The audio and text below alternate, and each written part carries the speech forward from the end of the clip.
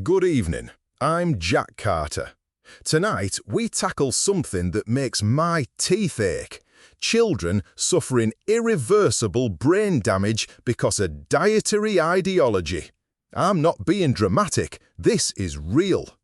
With me is Dr. Helena Vance, paediatric neurologist and public health specialist. Helena, thanks for joining. Grab a brew and let's cut straight to it. Can a strict vegan diet without careful medical oversight and supplementation actually cause permanent brain damage in children? Jack, thank you. Yes, unequivocally. The developing brain is exquisitely sensitive to certain nutrients, and vitamin B12 is one of them. In infancy and early childhood, deficiencies can produce developmental regression, hypotonia, seizures, and even cerebral atrophy visible on MRI. Those changes can be irreversible if not treated promptly. Cerebral atrophy. That's not a metaphor, that's the brain shrinking. Tell our listeners how and why B12 is so critical. Right.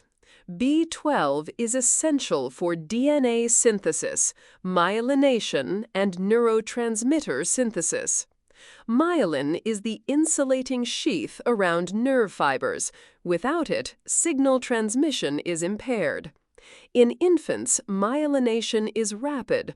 Missing the window for adequate B12 disrupts white matter development. A 2008 study by Vagiatsklo and colleagues linked low B12 levels with reduced brain volume in adults. The implications for a rapidly developing infant brain are even more severe. So, Vagiatsklo 2008 showed brain shrinkage associated with low B12. I mean, that should be headline news for parents choosing diets. But people say we can get everything from plants. Is that true for B12? No. B12 is not reliably available from unfortified plant foods. True B12, cobalamin, is synthesized by certain bacteria and accumulates in animal tissues. Some fermented plant foods contain B12 analogs that are inactive. For a child who is exclusively breastfed by a B12 deficient mother, the risk is immediate. Without supplementation or fortified foods, deficiency can manifest within months. Months? That is frighteningly fast. Give me a clinical picture. What does a case look like in the clinic? I've seen infants who were thriving initially, then began to lose head control, stopped making eye contact, became hypotonic, developed feeding difficulties. Parents described regression, milestones lost. Imaging sometimes reveals diffuse cerebral atrophy and delayed myelination. Labs show macrocytic anemia or very low serum B12. There are multiple reported case series worldwide. In some, even after B12 repletion, developmental outcomes remained poor because neuronal injury had already occurred. So, even if you fix the lab number later, the child's brain may have endured permanent damage. That's the kicker. Are professional bodies sounding alarms? Yes. ESPGAN, the European Society for Paediatric Gastroenterology, Hepatology, and Nutrition, and other pediatric organizations have issued guidance. Well-planned vegetarian and vegan diets in children require medical supervision, appropriate fortification, and routine supplementation. They specifically warn against unmonitored exclusion of animal products in infancy and early childhood. They specifically warn against unmonitored exclusion of animal products in infancy and early childhood. Helena, some listeners will bristle and say, this is ideology. Parents should be free to feed their kids as they see fit. Where do parental rights stop and child welfare begin? Parental rights are important, but they are not absolute. The state's obligation is to protect children from harm. Nutritional negligence, that is, removing essential sources of critical nutrients without mitigation, meets the threshold of harm when it risks irreversible developmental injury.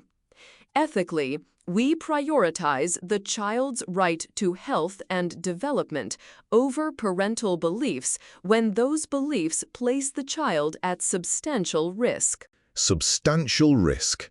Can we be specific? Are we talking hypothetical danger or documented harm? Documented harm. There are case reports and case series.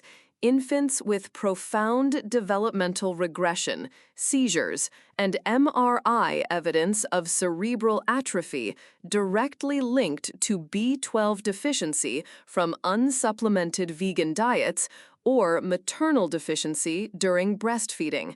In many reports, the timeline is striking, months from normal development to severe impairment.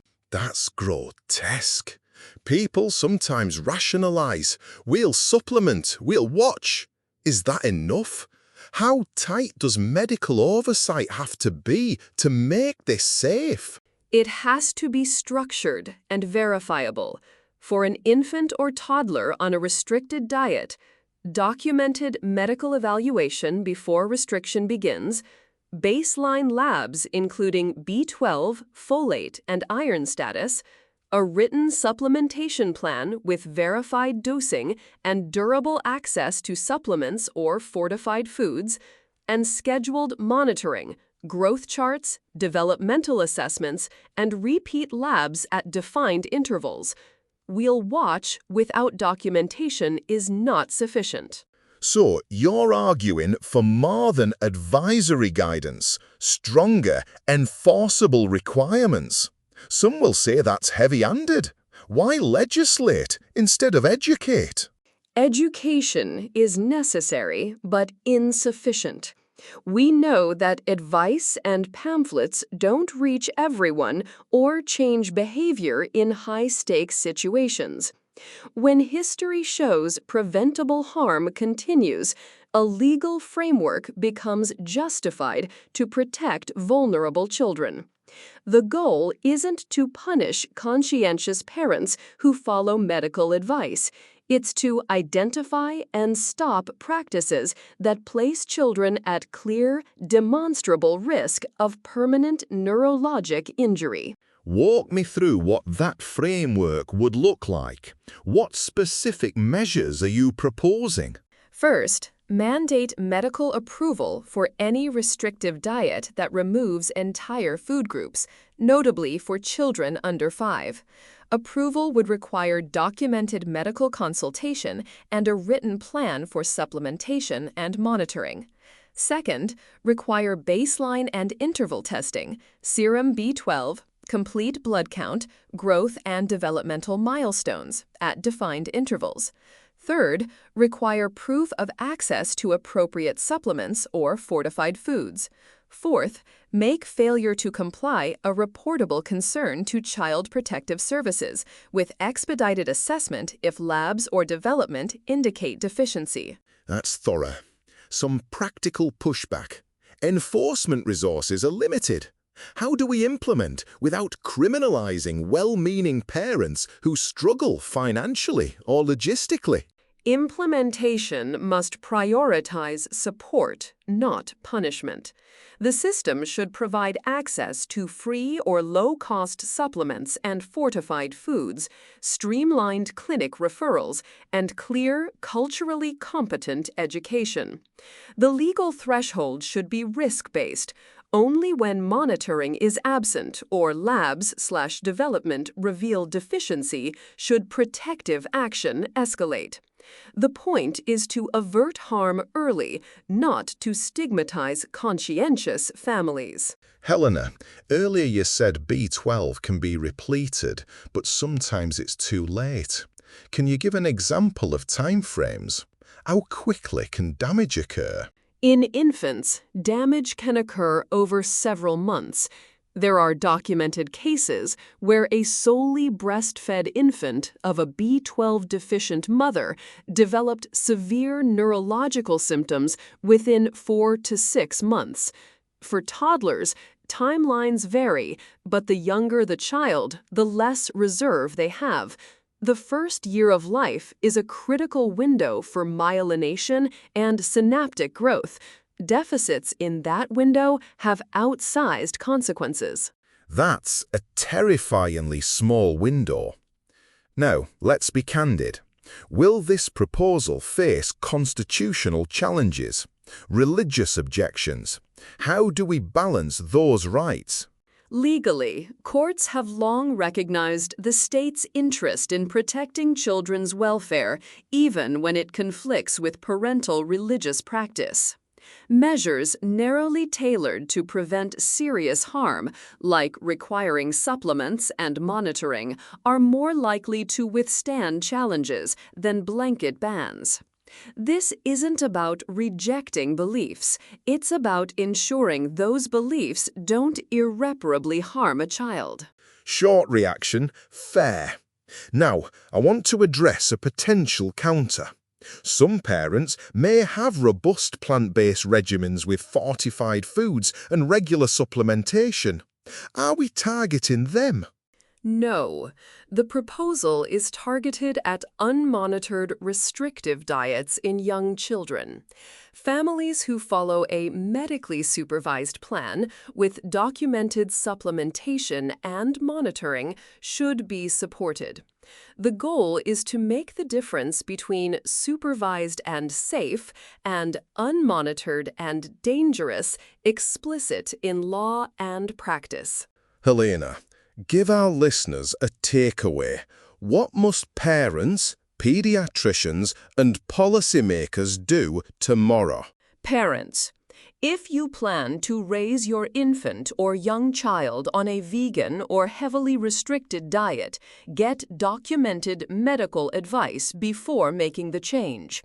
Ensure B12 supplementation is in place and verify it with blood tests. Pediatricians, proactively ask about diet at every visit, counsel on B12 sources and supplementation, and order baseline and follow-up labs when diets are restrictive.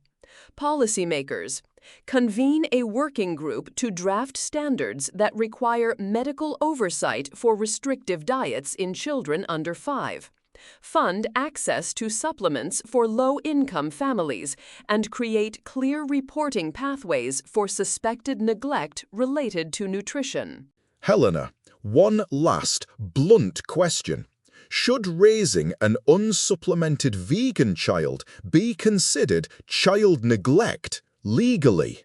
If the diet is unmonitored and leads to or places the child at substantial risk of irreversible neurological damage, yes, that meets the definition of neglect.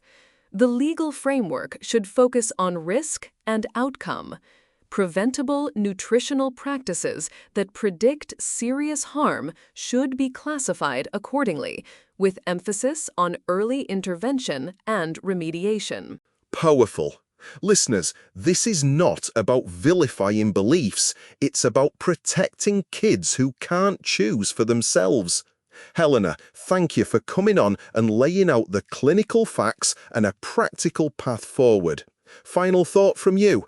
Children's brains are finite windows of opportunity. We owe them more than ideology. We owe them science and safeguards. Right. Parents, love your children and feed their brains first. Policymakers, act before another family learns this lesson the hard way. That's it for tonight. I'm Jack Carter. Helena, thank you again. Good night.